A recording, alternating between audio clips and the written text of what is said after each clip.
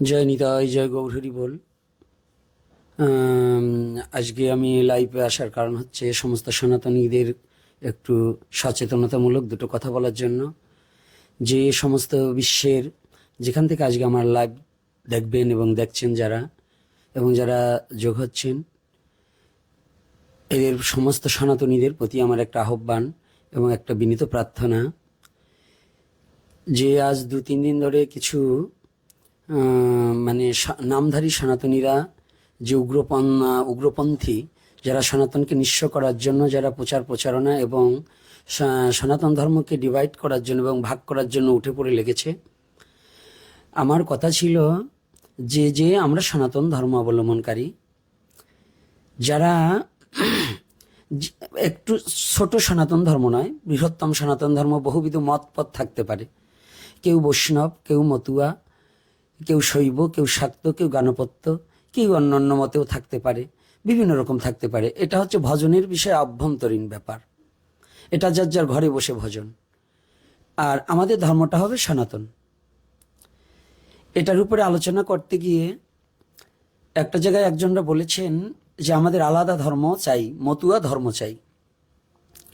সেই মতুয়া ধর্ম চাওয়ার পরিপাকে যদি সনাতনে জন্মগ্রহণ করে তারা আলাদা ধর্মের দাবি করে, তাহলে তাদের পূর্বপুরুষের আমার একটা কথা আমি বলেছি যে তাহলে যদি সনাতন ধর্মের বাদ দিয়ে যদি আলাদা ধর্মের আয়োজন করা হয় এবং আলাদা ধর্মের দাবি তোলা হয়, যারা সনাতনকে বাদ দিয়ে বলবে আমি মতুয়া ধর্ম চাই এবং আমাদের মতুয়া ধর্ম, আমরা সনাতনী নয়, তাদের উদ্দেশ্যে আমার কথাটা ছিল তাহলে তাদের মা, তার স্ত্রী যে শাখা পরে, সিঁদুর পরে এবং শাড়ি পরে, এগুলো তো সনাতনী কালচার, এটা তো তারা পড়তে পারবে না। এবং আরও অন্যান্য যে কালচারগুলো আছে এটা তারা মেনে নিতে পারবে না। এটা আমার কথা ছিল। কিন্তু যারা মানছে, সনাতনকে মানছে, সে যে মত পথের হোক, তাকে তো কোনো কথা বলা হয়নি। কিন্তু সনাতনকে যারা ডিভাইড করার জন্য এবং সনাতন থেকে বিচ্ছিন্ন করার জন্য যারা উঠে পড়ে লেগেছে, তাদের উদ্দেশ্যে কথা। তাই দেখছি কিছু ব্যক্তিবর্গ যারা সমাজে বড় পাণ্ডিত্য এবং খুব শিক্ষার অহংকার দিয়ে নামধারী শিক্ষিত ব্যক্তি হয়ে সনাতনকে মানে একেবারে ধ্বংসের পথে দ্বারপ্রান্তে পৌঁছে দেওয়ার জন্য এবং বিশেষ করে ধর্মের জায়গায় রাজনীতিকে টেনে এনে সারা জীবন, যখন কুকুরগুলো হচ্ছে যারা যখন যে দল ক্ষমতায় আসে তাদের পাচাটা কুকুর, কিন্তু গোপীনাথ তো পাচাটা কুকুর নয়। আজ পর্যন্ত সারা বাংলার বুকে গোপীনাথ কোনো দলের ছাপট করে কোনো দলের নেতার পা চাটেনি। আমি সমস্ত রাজনীতিবিদ যে দল আসুক সেই সংবিধানকে শ্রদ্ধা করি, বাংলাদেশকে শ্রদ্ধা করি, বাংলাদেশে যখন যে রাজা হবে সে রাজাকে আমি শ্রদ্ধা করি এবং মানি এবং সম্মান জানাই। কারণ যেহেতু গণতান্ত্রিক দেশ, জনগণ যাকে নির্বাচনে নির্বাচিত করবে তাকে আমার মানতেই হবে, সে যে দল যে মতের হোক। কিন্তু আমি ধর্মকে ভালোবাসি, ধর্মটাকে তো রাজনীতি প্রেক্ষাপটে নেওয়া যায় না। আর যারা ধর্মটাকে রাজনীতি প্রেক্ষাপটে নেয় তারা তার মাকে দিয়েও ব্যবসা করতে পারে, এটা হচ্ছে ব্যবসা, বিজনেস। তো যারা ধর্মটাকে রাজনীতি ক্ষেত্রে ব্যবহার করছে এবং রাজনীতি ক্ষেত্রে নিয়ে সনাতনের ক্ষতি করছে, এ কুলাঙ্গাররা যারা এই অপপ্রচার চালাচ্ছে এবং নামে মাত্র মতুয়া, তারা সনাতনী পরিচয় দিতে চাচ্ছে না, তাহলে যারা সনাতনী পরিচয় না দেবে সে যে মত পথের হোক তাকে আমরা কখনোই গ্রহণ করতে পারবো না। এবং সমস্ত সনাতনীকে আমি অনুরোধ করব, যারা, আমি মতুয়া বাবাদেরও বলবো, যারা প্রকৃত শুদ্ধ মতুয়া, আমি গুরুচাঁদ ঠাকুর এবং হরিচাঁদ ঠাকুরের আদর্শকে আমি দণ্ডবোধ করি এবং গুরুচাঁদ ঠাকুরকে আমি প্রণাম মহম। যেহেতু আমার জন্ম নমঃশতকুলে এবং আমার জন্ম গোপালগঞ্জ ডিস্ট্রিক্টেই, যেহেতু আমার পিতৃপুরুষগণ সেখানকার আদর্শে আদর্শিত ছিলেন, আমিও তাদেরকে ভালোবাসি না এমন কোনো কথা না। আমি তাদেরকে ঘৃণা করি যারা সনাতনকে ডিভাইড করতে চাচ্ছে, আমি তাদেরকে ঘৃণা করি যারা সনাতনকে বাদ দিয়ে আলাদা ধর্ম প্রচার করার ব্যস্ততা আছে, আমি তাদেরকে ঘৃণা করি যারা ধর্মকে পুঁজি করে রাজনীতি বৃদ্ধি করে আজকে ওরাকান্দিকে শেষ করার পর্যায়ে নিয়ে যাচ্ছে। আমি তাদেরকে ঘৃণার চোখে, কুকুরের চেয়েও ঘৃণার চোখে তাকাচ্ছি, তাদের দিকে ঘৃণা করছি, থুতু মারছি, যে যারা হরিচাঁদ এবং গুরুচাঁদ ঠাকুরকে রাজনীতি প্রেক্ষাপটে টেনে নিয়ে নিজের স্বার্থ কায়মার্থে সনাতনকে বিপর্যয়ে ঠেলে দেওয়ার জন্য চাচ্ছে। আপনারা জানেন সুধীজন, যে বিগত দিনগুলোতে যখন সনাতনী জাতি বিপর্যয় ছিল, সনাতনী জাতিদের অত্যাচার যখন বেড়ে গেল, যখন মা বোনরা ঘর থেকে বেরোতে পারছে না, যখন সনাতনী জাতিদেরকে পুড়িয়ে মারা হচ্ছে এবং ধর্মের মব সৃষ্টি করে তাদেরকে হত্যা করা হচ্ছে, তখন কিন্তু এই কুলাঙ্গারদের একজনকেও পাওয়া যায়নি। রাজপথে নামবার সময় এই কুলাঙ্গাররা ছিল না। এদের তখন কোনো মা বোনদের যে টেনে হেসড়ে নিয়ে যাচ্ছিল, তখনও কিন্তু এরা রাজপথে নামেনি। এখন সুবিধা ভোগের জন্য এক একটা দলকে আশ্রয় করে, সে যে দলের হোক, দল কোনো না, এদের চরিত্রটাই হচ্ছে যখন যে দল আসবে সেই দলের দায় দিয়ে লুটে খাওয়া, মানুষকে লুটে খাবে, লুটে খাক, কোনো আপত্তি নেই, কিন্তু ধর্মের দোহাই দিয়ে সম্পূর্ণ সনাতনী জাতিকে কলঙ্কিত করবে। এই বদমাশগুলোকে চিনে রাখার সনাতনীদের প্রতি আহ্বান করছি। সমস্ত সনাতনীরা জানবেন, আমি কোনো মতুয়া, কোনো বৈষ্ণব, কোনো শৈব, শাক্ত তাদেরকে বলছি না, আমি সনাতনী জাতির প্রতি দাবি করছি। আমার একটা কথা আছে, আমি ব্রাহ্মণকে সম্মান করি, আমি মতুয়াকে সম্মান করি, আমি ক্ষত্রিয়কে সম্মান করি, আমি বৈশ্যকে সম্মান করি, আমি শূদ্রকে, ম্যাথর মুচি সবাইকে শ্রদ্ধা করি। আমি ব্রাহ্মণকে শ্রদ্ধা করি কিন্তু ব্রাহ্মণ্যবাদকে নয়। আমি মতুয়াকে শ্রদ্ধা করি কিন্তু হিংসাকে নয়। আমি অন্য অন্য জাতিকেও ভালোবাসি, অন্য ধর্মের লোককে আমি শ্রদ্ধা করি, পৃথিবীতে যত ধর্ম আছে তাকে শ্রদ্ধা করি, কিন্তু আমার ধর্মকে আমি নিজে ভালোবাসি। তা আমি সেই সনাতনে জন্মগ্রহণ করে এই সনাতনের অবক্ষয় যারা করতে চাচ্ছে, নামধারী কিছু ফেসবুকে এসেই ইচ্ছা মতো লেখা লেখলেই, যদি বাপের হিম্মত থাকে, বাপের বেটা হতে হয়, সামনে এসে কথা বলতে হবে, কিন্তু ফেসবুকে গিয়ে কোনো কথা বলার কোনো প্রয়োজন নেই। কারণ আমার কথাটা, আমার আলোচনাটাকে শুনতে হবে আমি কাদেরকে বলছি। যদি যাদের গা জ্বলছে, সমস্ত সনাতনী জাতি একটু বিবেচনা করে দেখবেন, যারা সনাতনকে ত্যাগ করে যারা আলাদা ধর্মের দাবি করছে, তাহলে আমি যে কথাটা বলছি এটা কি যুক্তাযুক্ত কিনা। আর যদি সেটা যুক্তাযুক্ত হয়, তাহলে কাদের এত তেলে বাগুনে জ্বলে উঠছে, নিশ্চয়ই তারা সনাতনের রাজাকার।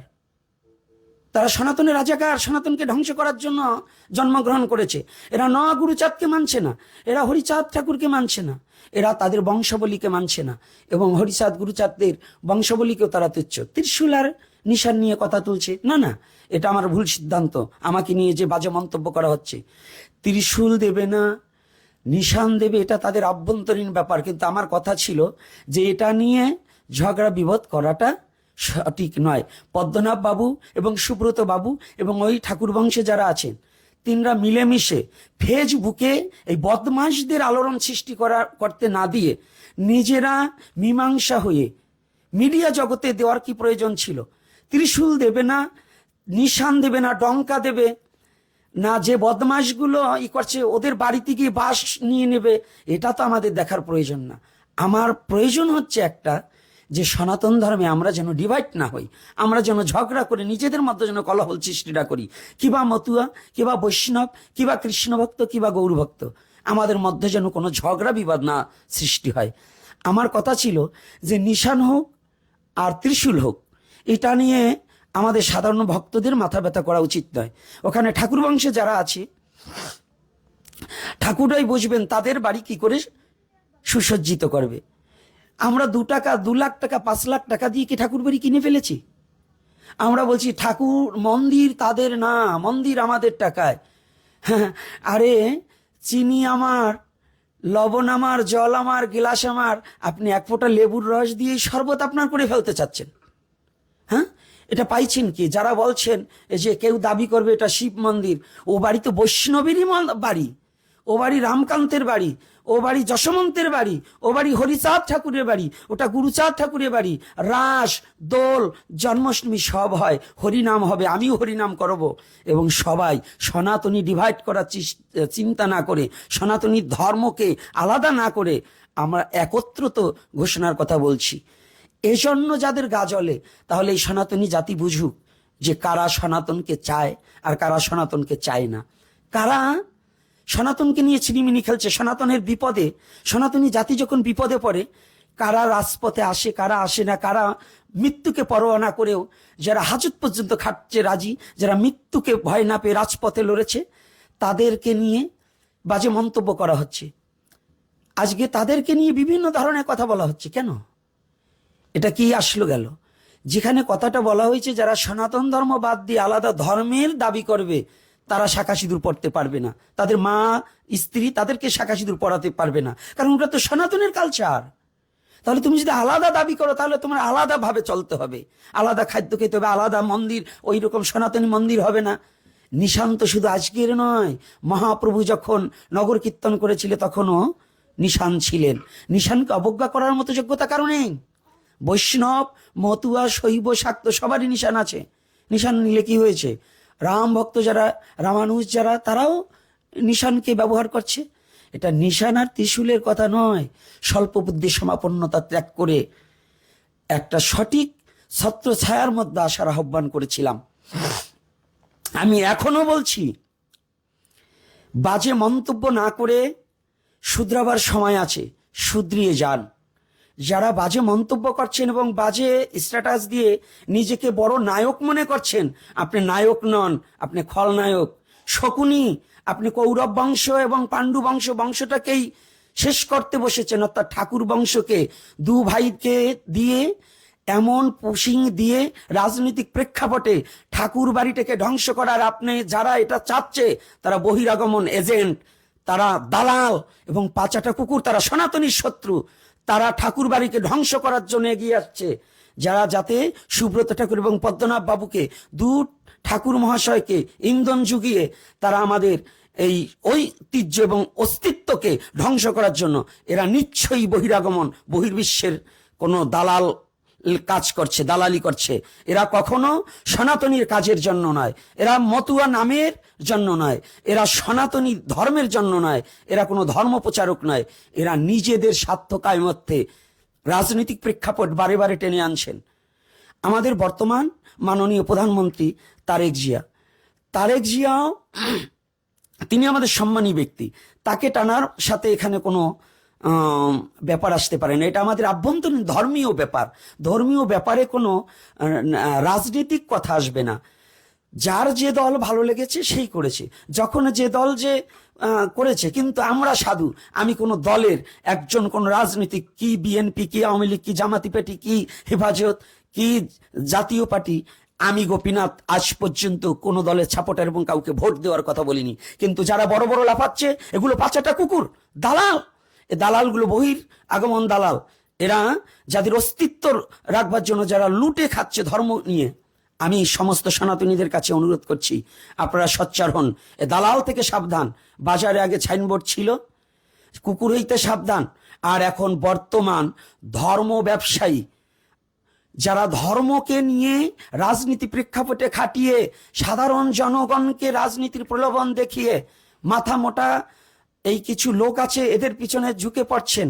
আপনারা জেনে রাখবেন, এই দালালগুলো একদিন আপনাকেও বেচে দিতে পারে, কারণ এরা ধর্ম অধর্ম, শ্রীমদ্ ভগবদ গীতায় বলছে, আসুরিক প্রবৃত্ত ব্যক্তি প্রবৃত্ত নিবৃত্ত বসে না। তাই কোনটা ভালো কোনটা মন্দ এটা এদের বোঝার জ্ঞান এখনো হয়নি। চারিখানা সার্টিফিকেটধারী হলেই কিন্তু শিক্ষিত নন।